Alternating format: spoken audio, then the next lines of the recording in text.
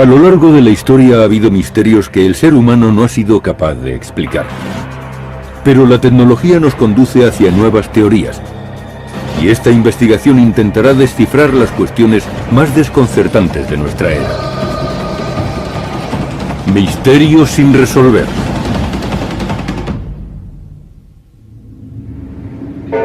...31 de agosto de 1888... ...3 de la madrugada... Londres, distrito de Whitechapel.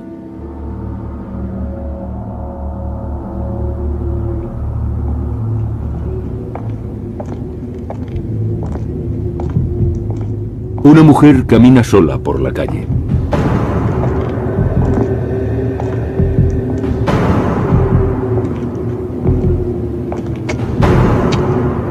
Una misteriosa figura se aproxima.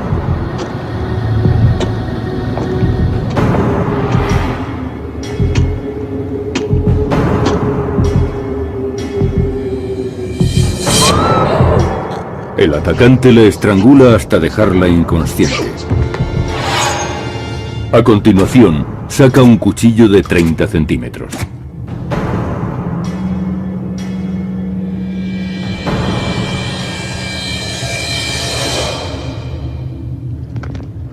Minutos después, el cadáver de la mujer es descubierto.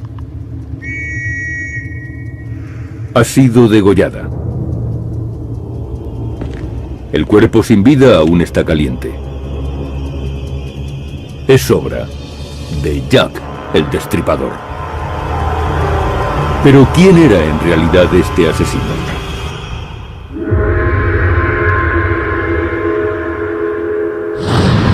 Jack el Destripador.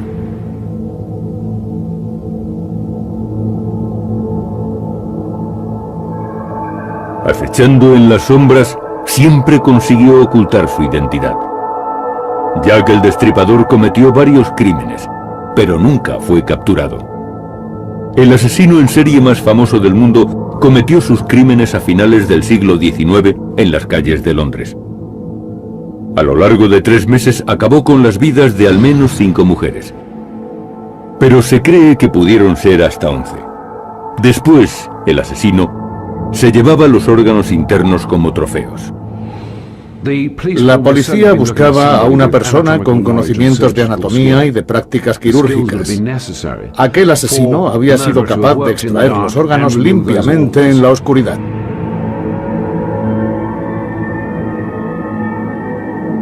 Los asesinatos conmocionaron a los británicos y al mundo entero.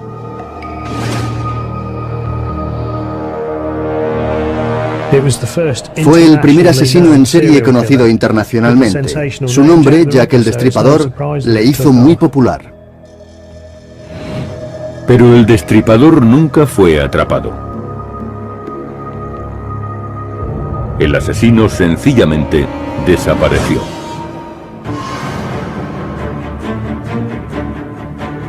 Ahora Misterio sin resolver viajará a los callejones de Londres para investigar este caso. Nuestro equipo examinará algunos indicios que apuntan a 2 nuevos sospechosos. En primer lugar, el médico norteamericano Francis Tumblety. Y la segunda alternativa es aún más sorprendente. Una mujer llamada Mary Percy. Vamos a comprobar si Percy podría haber tenido suficiente fuerza física como para cometer aquellos asesinatos. Bastan 5 kilos de presión para dejarla inconsciente. Y también vamos a comprobar la caligrafía de Tumblety con la que se cree que correspondió al asesino. Comprobaremos las posibles trayectorias que el Destripador siguió para huir. Definiremos un perfil psicológico del asesino y compararemos las pruebas relativas a cada sospechoso con dicho perfil.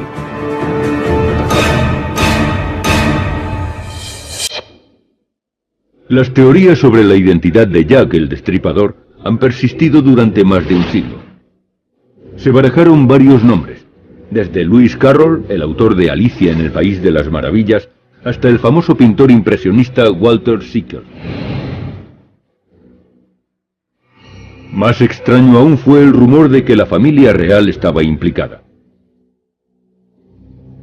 Se sabía que el príncipe Alberto Víctor, nieto de la reina Victoria, frecuentaba los barrios bajos en los que se cometieron los crímenes. Según un rumor, Alberto había tenido un hijo con una joven de la zona, y la reina ordenó que toda mujer que supiese algo de aquel niño fuese silenciada. Pero la teoría más insólita es que Jack el Destripador ni siquiera era un hombre. Ha habido teorías, incluso en la época de los crímenes, que no hablan de Jack, sino de Jill, la destripadora. Sí, son conjeturas, pero la policía nunca pensó que fuese una mujer. Sin embargo, en 2006, un científico australiano, experto en ADN, analizó la saliva de una carta. Supuestamente fue enviada por Jack el Destripador, pero algo parecía indicar que la persona que había cerrado la carta era una mujer. El equipo sigue el rastro de los indicios aportados por esta prueba. Brent Hervey está decidido a desenmascarar al Destripador. Es uno de los mejores psicólogos criminalistas del mundo. Sus métodos son utilizados para entrenar a los agentes del FBI. Stuart Evan ha dedicado su vida a descubrir la identidad de Jack el Destripador. Este antiguo oficial de policía británico es experto en este caso. La nueva sospechosa, Mary Percy, fue condenada y ejecutada en 1890 por el asesinato de la esposa y el bebé de su amante. El asesinato de la mujer fue especialmente brutal. Percy le hizo un corte muy profundo en la garganta, casi le cortó la cabeza. Durante el juicio, Percy escribía cartas a su familia en las que se traslucían sus problemas psíquicos. Tenemos informes sobre el proceso de la señora Percy, y gracias a las cartas que escribió contamos con información privilegiada.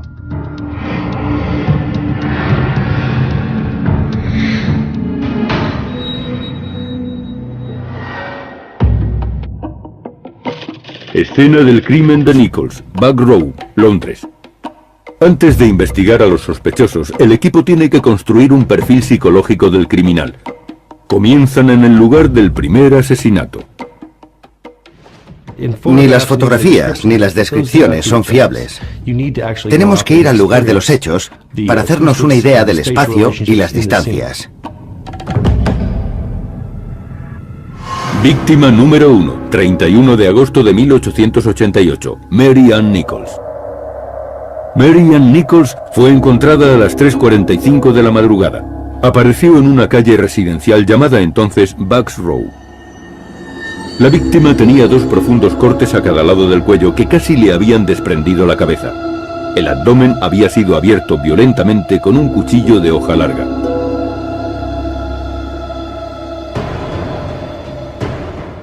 En la acera donde yacía el cuerpo de Mary Ann Nichols había una fila de casas victorianas, todas iguales. En el lado opuesto estaba Essex Wharf. Era una calle apartada y oscura. Apenas había tráfico a esas horas de la madrugada. El lugar perfecto para cometer un crimen o un asesinato. ¿Cómo pudo el delincuente traer a la víctima? ¿Cree que se comportaba como un cliente más? Muchas prostitutas llevaban a los clientes a lugares tranquilos para ejercer su trabajo. El asesino no debía conocer muy bien la zona. El asesino pudo fijarse precisamente en las prostitutas porque sabía que le llevarían al sitio adecuado, una zona poco transitada. Era un callejón tranquilo, muy próximo a la calle principal.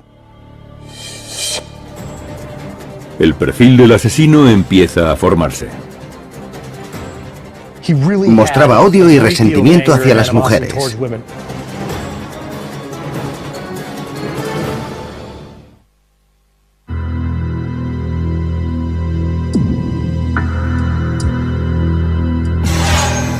Nuestro programa está investigando la identidad de uno de los asesinos más famosos de la historia, Jack el Destripador.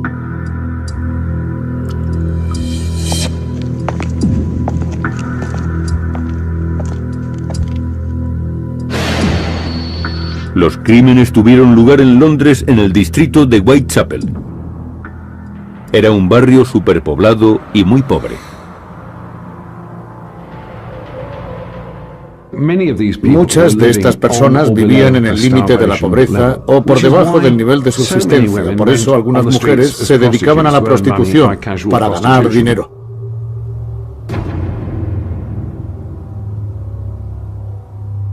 Los cadáveres empezaron a aparecer en las calles y el pánico se apoderó del vecindario. Los periódicos londinenses alimentaron la histeria. Competían por publicar los detalles más morbosos de los crímenes y del posible asesino. El caso estaba rodeado de sensacionalismo.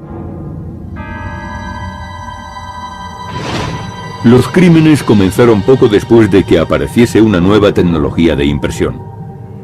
Ahora, los periódicos podían ilustrar sus historias y asustaban a la gente con escabrosos dibujos.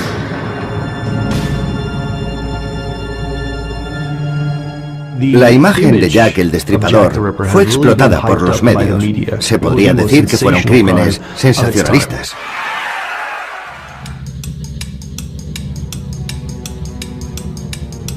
Poco después de los crímenes empezaron a aparecer en los periódicos cartas atribuidas al asesino.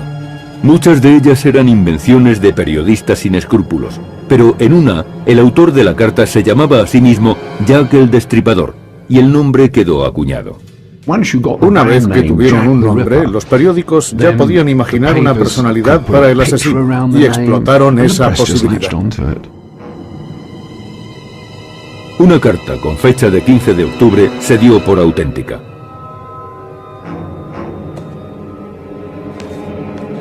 Fue enviada a un grupo de ciudadanos que patrullaban las calles e iba acompañada de una caja que contenía medio riñón humano. A la víctima número 4, Catherine Eddowes, le faltaba un riñón cuando la hallaron muerta 2 semanas antes.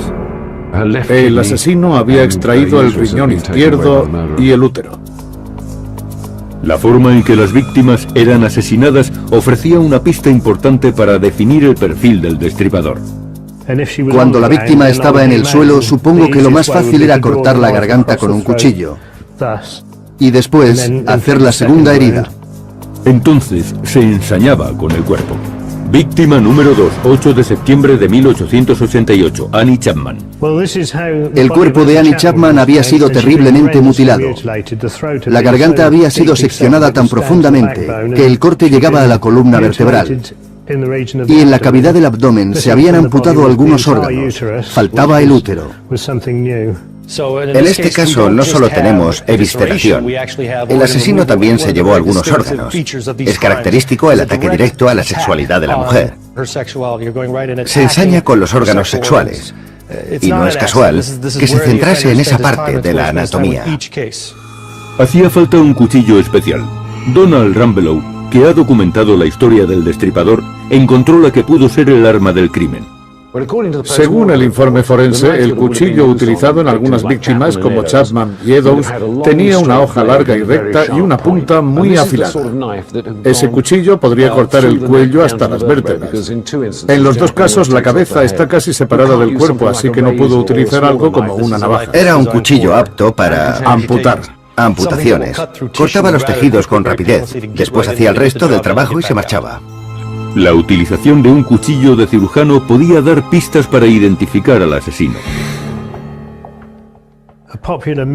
Una creencia que se extendió en 1888 y que todavía perdura es que el asesino tenía conocimientos médicos. Para realizar aquellas mutilaciones eran necesarias unas nociones básicas de anatomía. Y casualmente, el sospechoso Francis Tumblety parecía tener los conocimientos médicos necesarios. En alguna ocasión mostró sus diplomas, pero probablemente eran falsos. Trabajaba como médico naturista, una especie de curandero. Tumblety nunca fue señalado como sospechoso, pero una oscura carta, hallada en las oficinas de Scotland Yard, lo relaciona con los asesinatos de Whitechapel. Fue escrita muchos años después de aquellos crímenes. ¿Qué fecha tiene esa carta? Fue escrita en 1913. Yo no sabía quién era Tumblety. Creía haber leído todo lo que se había escrito sobre el tema y de pronto apareció ese nombre. Era un descubrimiento revolucionario. No hay ningún documento sobre Tumblety. En los libros que tratan este tema no aparece ese nombre. La carta se encontraba en la División Especial de Scotland Yard, una unidad del Servicio de Inteligencia. Sus archivos están permanentemente cerrados, pero nuestro equipo ha descubierto otros documentos, incluida la única fotografía conocida del sospechoso. A Tumblety le gustaba llevar ropas militares, pero no hay noticias de que alcanzase un rango significativo. Es un uniforme desconocido y un casco de estilo prusiano. Tiene una esclavina de piel sobre los hombros, la Legión de Honor y otra medalla en el uniforme. Se trata de un atuendo militar.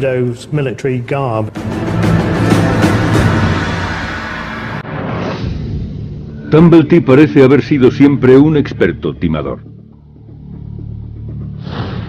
Creció en Rochester, Nueva York, y ya desde muy joven empezó a hacerse pasar por médico.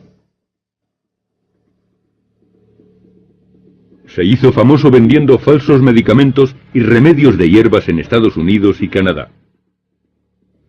Pero cuando surgían los problemas, sencillamente se iba a otro lugar. Hay pruebas de que viajó a Inglaterra en junio de 1888 y de que en la época en que se cometieron los crímenes estaba en Londres.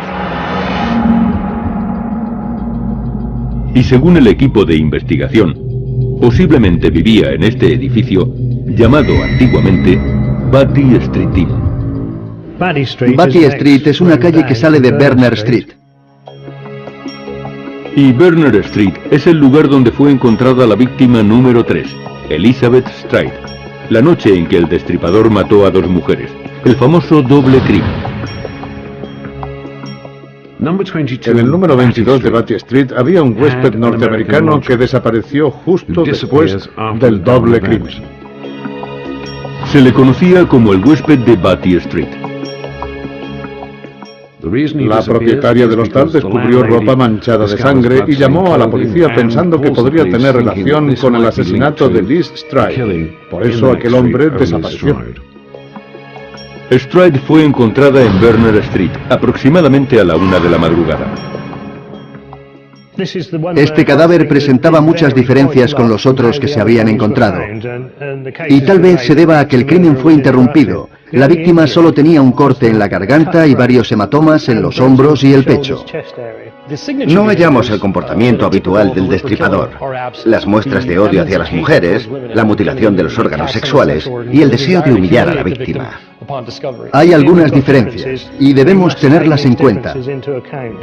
Menos de una hora más tarde, a la 1:45 de la madrugada, se descubría el cuerpo de Catherine Eddowes en Madrid Square. También fue mutilado. Víctima número 4, 30 de septiembre de 1888, Catherine Eddowes. Solo 15 minutos más tarde, a las 2 de la madrugada, el huésped de Batty Street fue visto en el hostal. Huyó hacia el este. Se encontró un trozo de delantal de Eddowes manchado de sangre en un portal de Goulston Street.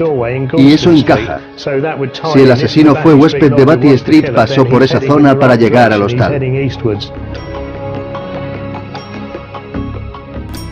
Entonces, ¿cómo es de grande la zona? ¿Y cuál es la distancia entre los escenarios del doble asesinato? Están muy cerca. La zona cubre unos 2 kilómetros cuadrados. Pero algunos dudan de que el asesino pudiera cometer los 2 crímenes y estar de vuelta en el hostal a las 2 de la mañana. Vamos a hacer el recorrido, así calcularemos la distancia y el tiempo que se tarda. Partiendo de Mitre Square, el lugar del asesinato de Eddowes, los investigadores caminan en dirección este, hacia Berners Street, donde fue asesinada Stride. Aquí se encontró el delantal. ¿Y ese edificio estaba aquí entonces? Sí, ese es el edificio que había aquí entonces. En esa fachada está el portal donde el destripador dejó el trozo de delantal ensangrentado. Es el mismo edificio y el portal de entonces.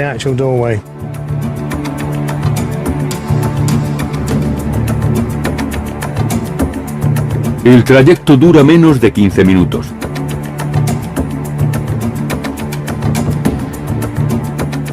Incluso con el tráfico actual, el sospechoso podría haber abandonado el lugar del segundo asesinato y haber llegado a Batty Street a las 2 de la madrugada. El número 22 de Batty Street estaba al otro lado de la calle y un pasaje conducía a Berners Street. Hay varios caminos para llegar aquí desde Mitre Square, pero sabemos que el asesino fue en dirección este. Vendría por las calles de atrás y acortó por aquí. Si Jack el Destripador era también el huésped de Batty Street, pudo haber cubierto la distancia entre Mitre Square y el hostal en esos 15 minutos. La identidad del huésped nunca fue desvelada, pero Evans ha encontrado otra pista. Repasé la información e intenté averiguar si existía alguna descripción del huésped de Batty Street. Según un informe de prensa posterior al incidente, un hombre que se alojaba en Batty Street había sido arrestado y ese hombre era norteamericano. Y la razón del arresto puede proporcionar una pista importante para definir el carácter de este sospechoso. En realidad le acusaron de ultraje a la moral pública.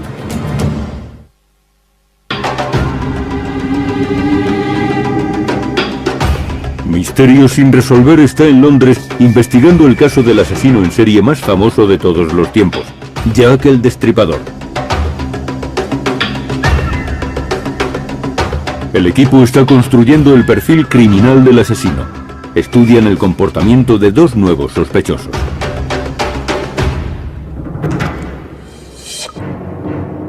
El médico norteamericano Francis Tumblety fue arrestado el 7 de noviembre de 1888 por la policía de Londres. Ocurrió justo antes del último crimen, pero no lo detuvieron por asesinato, sino por el delito de ultraje a la moral pública. Lo que más llama la atención es que Tumblety mantenía relaciones homosexuales o bisexuales. De hecho, fue arrestado por cometer actos lascivos con 4 chicos diferentes. Tumblety no mantenía relaciones con mujeres y además, según se cree, sentía desprecio hacia ellas. Tumblety contó que había estado casado y que estaba muy enamorado de su esposa, pero entonces se enteró de que era prostituta. Como consecuencia, el matrimonio se rompió y Tumblety no volvió a tener relaciones con ninguna mujer. Era una persona con ciertos conocimientos médicos y odiaba profundamente a las mujeres, especialmente a las prostitutas. Además, desconfiaba de ellas. Su odio parecía tener un origen psicótico. Tenía una colección de úteros perfectamente clasificada. El carácter psicopático de Tumblety se reflejaba, en cierto modo, en su colección de úteros femeninos, y los tenía catalogados por clases sociales. Realizaba las mismas prácticas que el destripador, es decir, la extracción de órganos e incluso la conservación de algunos. Tumblety fue arrestado por segunda vez inmediatamente después del último asesinato. Los cargos eran los mismos, pero hay nuevos datos respecto a este arresto. Se trata de una entrevista a Tumblety que fue olvidada durante largo tiempo.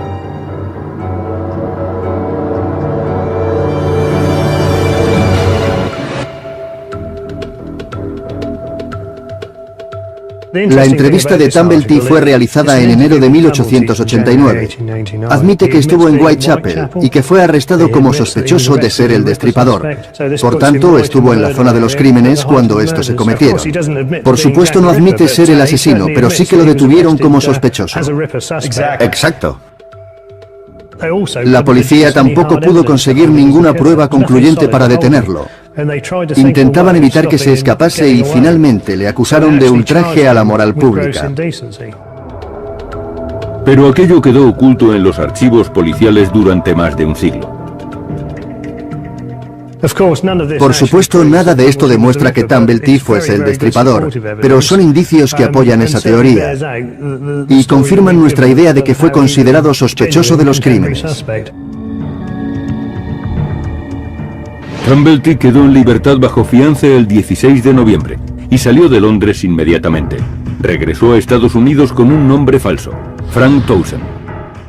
Se cambió de nombre y cogió un barco. Eso indica que trataba de huir, que intentaba ocultarse y que no quería ser descubierto. Pretendía pasar desapercibido. Y aunque esta reacción no prueba que Tumblety fuese culpable, es obvio que sabía que le perseguían. Y eso le preocupaba. Hay pocas pistas sobre su paradero en Estados Unidos después de su huida.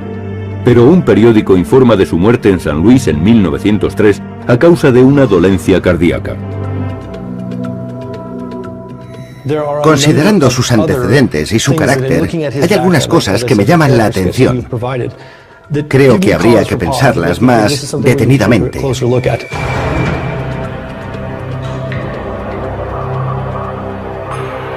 La policía de entonces nunca consideró que el asesino pudiera ser una mujer.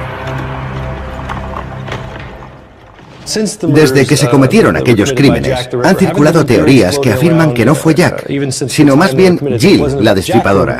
Tal vez una comadrona, o una mujer que practicase abortos y que despreciase a las prostitutas. Estas teorías siguen siendo válidas.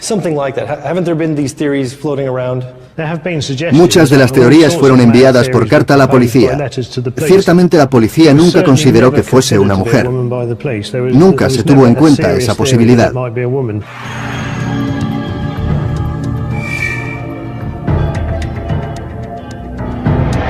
Pero eso cambió en 2006 cuando una prueba de ADN en el engomado de una de las cartas del destripador sugería que había sido escrita por una mujer. Brent Harvey investiga primero si una mujer podría tener la fuerza suficiente para llevar a cabo unos asesinatos tan violentos.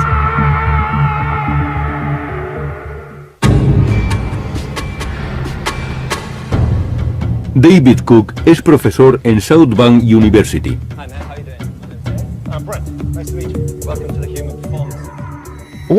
¿Cree que una mujer como Mary Percy podría derribar y matar a las víctimas de este caso? No se necesita mucha fuerza. No, en realidad no se necesita mucha fuerza. Si la mujer presiona el cuello de la víctima con ambas manos, tendría que ejercer unos 5 kilos de presión en cada mano sobre la arteria carótida para dejar inconsciente a una persona. Cook utiliza un aparato llamado plataforma de fuerza. Es una báscula que mide la presión desde cualquier ángulo y envía los datos a un ordenador. En la pantalla aparece la presión que aplicaría una mujer de la corpulencia de Percy. Esta no es la posición más estable, pero si apoyase todo su peso sobre el pecho de la víctima y después aplicase la fuerza en una postura más estable, podría ejercer mucha presión y correría menos riesgo de que le diesen patadas. La presión ejercida sobre la garganta de la víctima es medida y calculada por un ordenador. Los investigadores pueden visualizar los cálculos. La presión aplicada por nuestra sospechosa ha sido recogida por la plataforma de fuerza y aparece en la pantalla. La fuerza puede descomponerse en 3 dimensiones. La línea verde es la media lateral, es la fuerza de lado a lado. Hay unas pequeñas sacudidas de las manos. La línea roja muestra la fuerza realizada hacia atrás y hay poco movimiento. Pero la más significativa es la línea azul, es la fuerza vertical aplicada sobre la laringe. Vemos estos picos que se mantienen en unos 380 newtons, es decir, unos 36 kilos de fuerza. Por tanto, la fuerza constante que se está aplicando está entre 32 y 37 kilos. ¿Cuánta fuerza se necesita para inmovilizar a una persona y cuánta para matarla? Se la puede matar ejerciendo esa fuerza durante 3 o 4 minutos. Podría bastar con unos 16 kilos para cerrar la cavidad laríngea. Entonces nos ha sobrado fuerza. Sí, y bastaría con menos tiempo.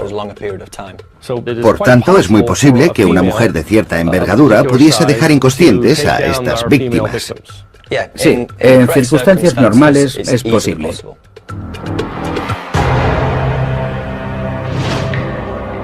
El doble asesinato por el que se condenó a Mary Percy tiene algunas similitudes con los crímenes del destripador.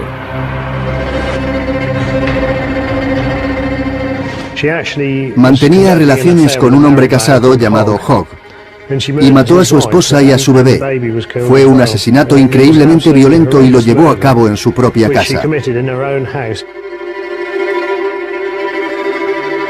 Según algunos, mostró una actitud similar a la que mostraría un asesino en serie.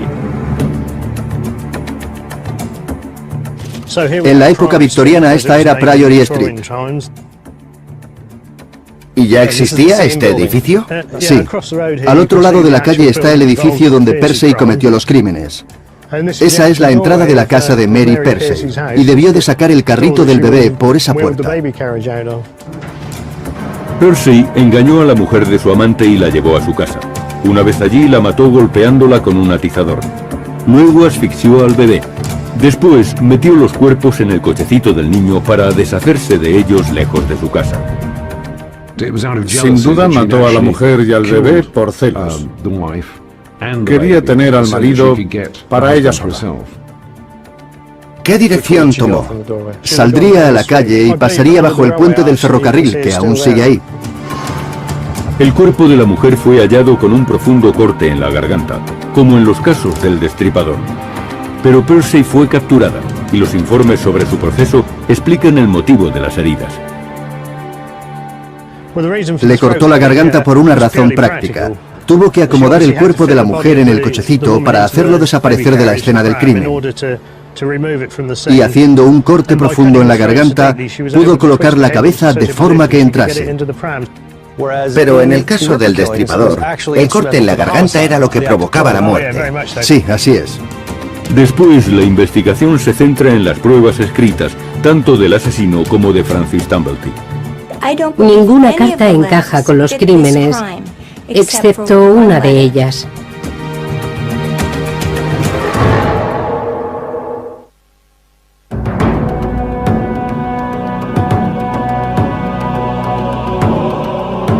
Misterio sin resolver está en Londres para investigar la verdadera identidad de un célebre asesino, conocido como Jack el Destripador.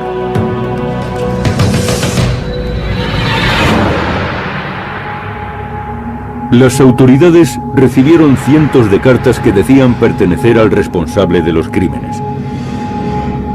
Pero la mayor parte se consideraron falsas y fueron descartadas. Excepto una. Estaba dirigida al líder de la patrulla ciudadana y la acompañaba medio riñón humano. El encabezamiento de la carta decía desde el infierno y no estaba firmado. Al final ponía, cójame cuando pueda, señor Lask. Y con ella venía un riñón que, según el autor, había sido extraído del cuerpo de Catherine Eddowes. La carta decía, señor Lask, señor, le envío medio riñón que extraje de una mujer y que conservé para usted. La otra mitad la freí y la comí. Estaba muy buena. Puedo enviarle el cuchillo ensangrentado que utilicé si tiene un poco de paciencia. Firmado, cójame cuando pueda, señor Lask. La carta falta de los archivos de Scotland Yard desde la década de 1950. Algún jefe de la policía se la llevó de recuerdo. Pero Stuart Evans tiene en su poder una de las copias originales realizadas por la policía.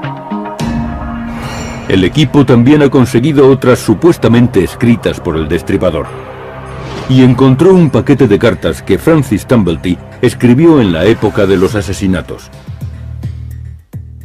Yo no soy especialista en grafología, así que tenemos que enviar estos documentos a alguien con los estudios, la preparación y la experiencia necesarias. Cuando los hayan examinado, podrán precisar si existen muchas semejanzas en la caligrafía. Probablemente también sería útil enviar la carta de Tumblety y analizar si su forma de escribir se parece a la de las otras cartas.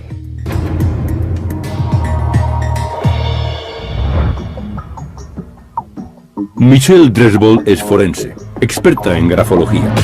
Ha trabajado en numerosos casos estudiando tipos de escritura y perfiles de personalidad. Dresbol analizó varias cartas que supuestamente procedían del destripador para determinar cuáles eran auténticas.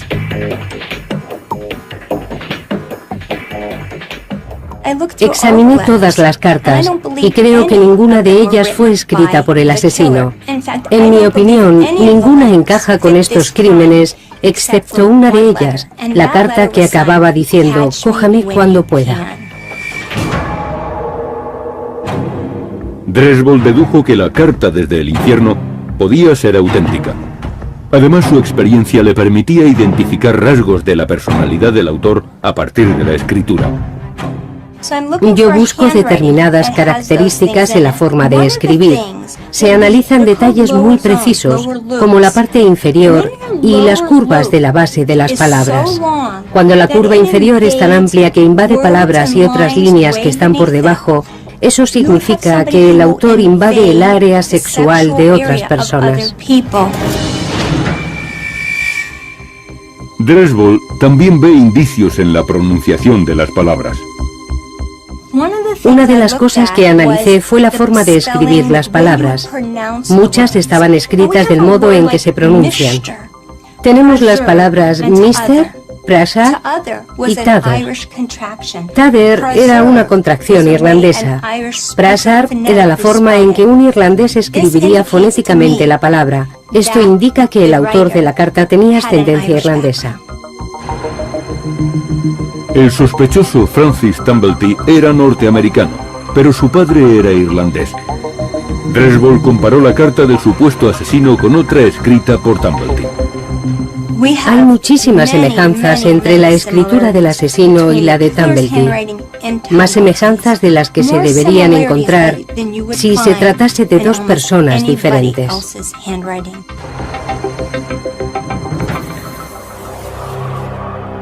Una cosa que los dos personajes tienen en común son las extrañas conexiones de las palabras. En la carta desde el infierno, el asesino une la I con la palabra siguiente de un modo extraño y nada habitual. Tumblety une muchas palabras con la palabra siguiente, igual que ocurre con esta I. Se trata de conexiones muy poco comunes. Además, esa forma de trazar la I aparece en muchas frases diferentes y se unen con la palabra siguiente, tal y como vemos en la carta desde el infierno. Veamos esta Y. El asesino la escribe de este modo tan curioso que no solo invade la parte superior de la línea inferior, sino que cruza por la mitad de algunas palabras y continúa hacia abajo. Es una característica muy evidente. La letra resulta demasiado grande. Ahora miren las Y de Tumblety. También son muy grandes, no solo tocan la parte superior de las letras y la línea que hay debajo, invaden las palabras y llegan mucho más abajo. Después de examinar muchos de los escritos de Francis Tumblety, creo más que nunca que él es el autor de la carta desde el infierno.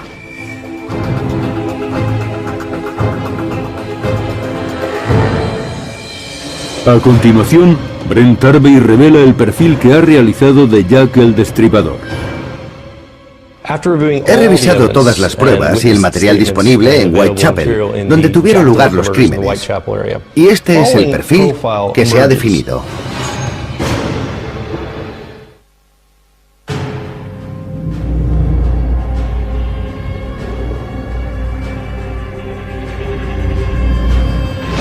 Nuestro programa investiga a dos sospechosos.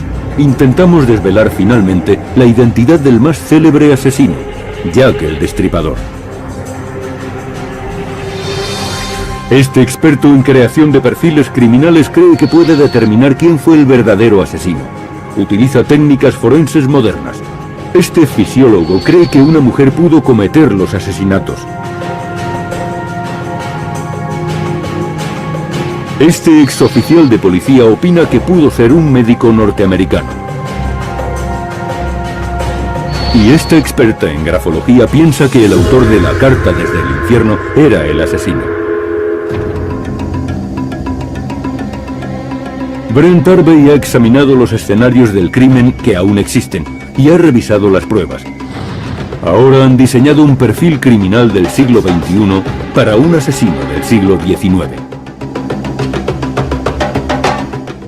He revisado todas las pruebas, testimonios y material disponible en la zona de Whitechapel, donde tuvieron lugar los crímenes. Y este es el perfil que hemos definido. Primero, está el hecho de que el conocimiento del lugar no parece realmente necesario.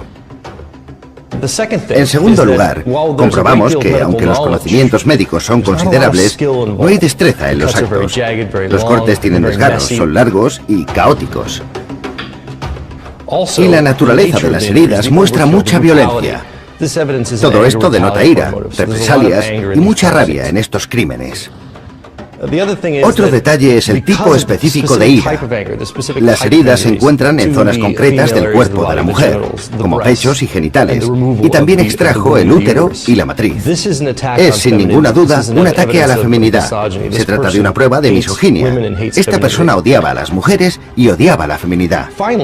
También resulta obvio que el criminal actuaba deliberadamente. Era hábil y rápido, y mostraba mucha frialdad. Son las características que definen a un psicópata. Ahora, Tarvey puede comparar este perfil criminal con las informaciones disponibles sobre los dos sospechosos. En primer lugar, Mary Percy, procesada por matar a la esposa y al hijo de su amante.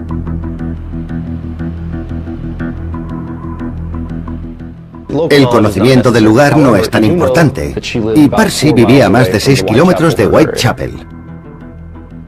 Respecto a las mutilaciones, vemos que se requieren conocimientos médicos, y no hay pruebas de que Mary Percy tuviese experiencia médica de ningún tipo. En el caso de su crimen, Mary Percy actuó por celos y por venganza, pero se trataba de un motivo determinado, dirigido hacia unas personas muy concretas. Esto nos lleva al cuarto punto, la misoginia, la ira contra las mujeres. No hay nada que sugiera que Mary Percy odiase a las mujeres en general. Al cometer aquel crimen, no trataba de humillar a nadie. Fue una expresión de ira por un amor no correspondido. Y llegamos a la última característica, la ejecución fría y tranquila de los crímenes. Esto no encaja en absoluto con Mary Percy, que demostró ser una persona extremadamente emocional. El carácter de Mary Percy no encaja con el perfil criminal de Jack el Destripador. El comportamiento de Mary Percy es el de una persona obsesiva. Su crimen fue casi un hecho aislado.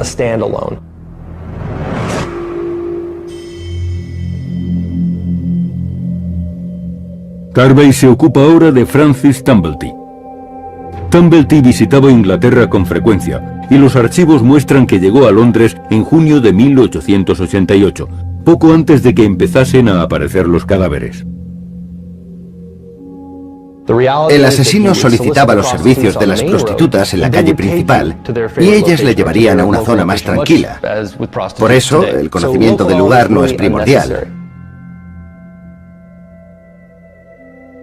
Tumblety se consideraba médico y había conseguido algunos certificados falsos, por si necesitaba mostrar sus credenciales. Pero todos los conocimientos que tenía los había adquirido por sí mismo. El destripador sabía dónde estaban las vísceras y sabía lo que quería hacer.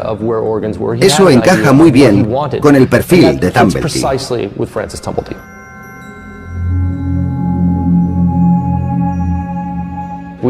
Muchas fuentes hablan de su odio hacia las mujeres. Y esto nos lleva directamente a otro punto importante del perfil. Jack el Destripador era una persona con deseos de venganza, que odiaba a las mujeres y la feminidad. Esto también encaja con Francis Tumblety, que sentía desprecio por las mujeres y no le importaba demostrarlo abiertamente.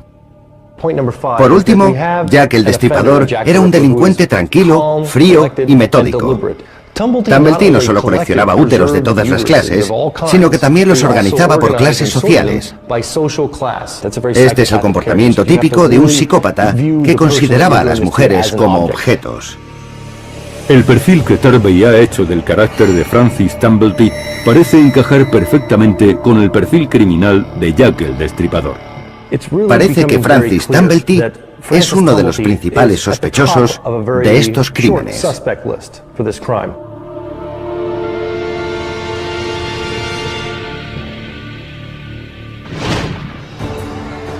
Esta investigación nos ha llevado a conocer más de cerca al principal sospechoso de este caso, el doctor Francis Tumblety.